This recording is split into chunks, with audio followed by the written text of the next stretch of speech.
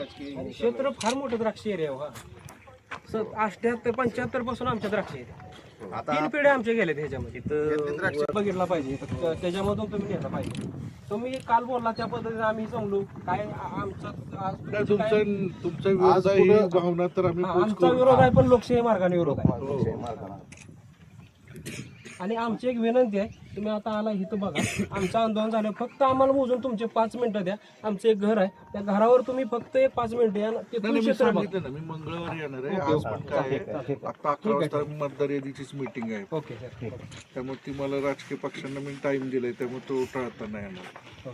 पण मी पुढच्या मंगळवारी येतो ना तुम्हाला तुम्ही जे मला काल सांगितलंय त्या विषयावर मंगळवारी येतो. तुमच्या 2-3 वस्ती आपण नक्की बघू. आणि आमचं असं एक हे तर असं नको व्हायला गैरसमज की बाबा आम्ही आमच्या वस्तूचं संकट शेजारच्या वस्तूवर टाकायला लागलोय. असं आमच्या गावात भांडणं मग आमचं असं अलाइनमेंट चेंज करा. कुठं जर गेला तर द्राक्ष द्राक्ष क्षेत्र येणारच नाही. आमची वस्ती सुटली आणि तुम्ही पलीकडे सरकला इकडं ते कुणाही तर बाग येणार आहे कोणाच तर आमचं म्हणणं घ्या आणि तुम्हाला म्हणजे खरंच अधिकाऱ्यांना जरा पलीकडे इकडे तिकडे फिरवा. त्यांना स्वीट स्पॉट आहे माळरान आहे आमच्या शिवला म्हणलं पण ते आम्ही सांगू शकत नाही. असं आता अंतिम चालू आहे. SRDCच्या अधिकाऱ्यांना सांगू. हा MSRDC अधिकाऱ्यांच्या हातात गेलंय तर का साहेब अजून आता प्रायव्हेट कंपनीच्या हातात आहे सगळं आणि प्रायव्हेट कंपनीचेच लोक सगळं करतायत आता आपण शासनाला बांधतोय असं बिसं होतंय का आता सध्या चालू प्रायव्हेट कंपनी त्यांच्या वतीनंच दिलेली आहे ना.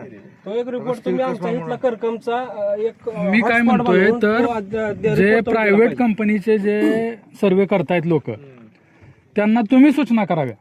आता सध्या शासनाला MSRDCला भांडण्यात माझ्या मते काय पॉईंट नाही तर तुम्ही जे प्रायव्हेट कंपनीचे लोक सर्वे करतायत तर त्यांना थोड्याशा सूचना करून थोडंसं जो वेगळे पॉईंट आहेत त्याबद्दल बोलावं. आपण ज्यावेळेस 5 मेला आपलं नोटिफिकेशन निघालं त्याच्या अगोदर त्यांनी त्यांचा इंटरनल सर्वे करूनच काढलंय ना ते.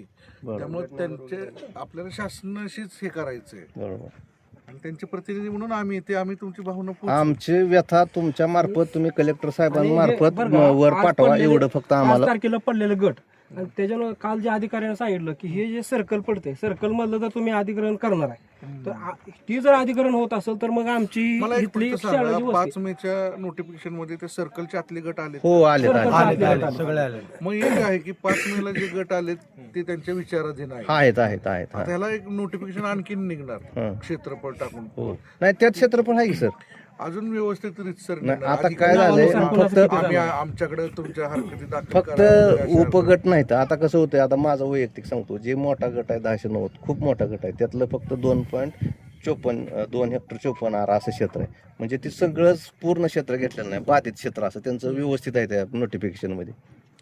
म्हणजे जेवढं लागते हा मग आता त्यात परत एक तुम्ही म्हणला काल तसं त्यात नंतर ते मोजणी झाल्यानंतर पण आम्हाला तिथपर्यंत सुद्धा नको जायला पाहिजे. आमचं म्हणणं आहे की आमची व्यथा मांडा आणि आमची अलाइनमेंट बदला आणि असं पण नको की आमचं संकट दुसऱ्या कुठल्या तर वस्तीवर जावं. मुद्द्याची नोंद घेतली आपण. ओके. व्यवस्थित रिपोर्ट नक्की पाठवू. आमचं सहकार्यच आहे तुम्हाला. आमचं फक्त आमचा लढा आमची शेती वाचवायसाठी ह्याच्यात आम्हाला दुसरं काही साध्य करायचं नाही. नक्की आमच्या कर्तव्यातल्या चौकटीत राहून आम्ही तुम्हाला निश्चित सहकार्य करू.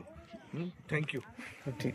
आता आम्ही निषेध नोंदवणार आहे आमचा आमच्या पद्धतीने लोकशाही मानणार 4 घोषणा देणार 4 घोषणा देतो आणि आम्ही घरी जातो. बाहेर देतोय मीडियावाले आलेत आणि आम्ही घरी जातो.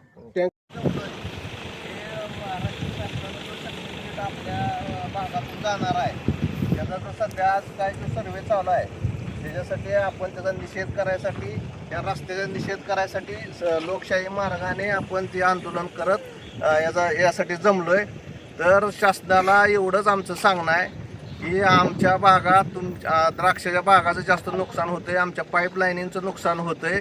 आमची शेततळी जातात आमची घरं जातात आमची बेदाना शेड जातात आमचं नैसर्गिक पाण्याचे स्रोत आहेत विहिरी आहेत बोर आहेत हे सगळं उद्ध्वस्त होतंय आणि आमची पूर्ण वस्ती ह्या नकाशावरून मिटते व्यवहारी वस्ती हराळी वस्ती.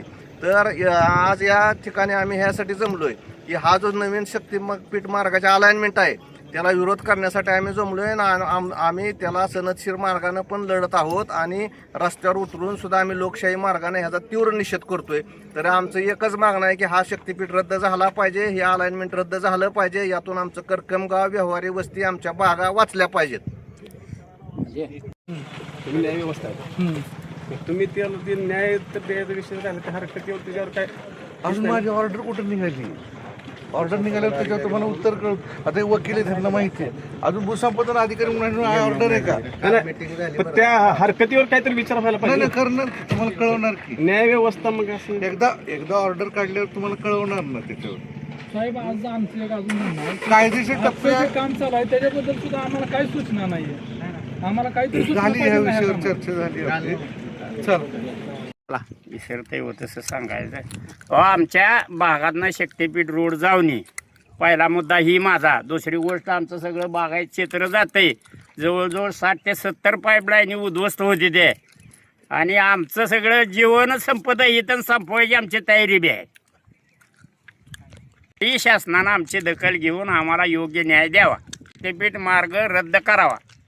एकच जिद्द, जमीन आमच्या हक्काची, नाही कुणाच्या बापाची. जमीन आमच्या हक्काची, नाही कुणाच्या बापाची. जय जवान, जय किसान. जय जवान, जय किसान. शेतकरी एकजुटीचा विजय असो. शेतकरी एकजुटीचा विजय असो. भारत माता की जय.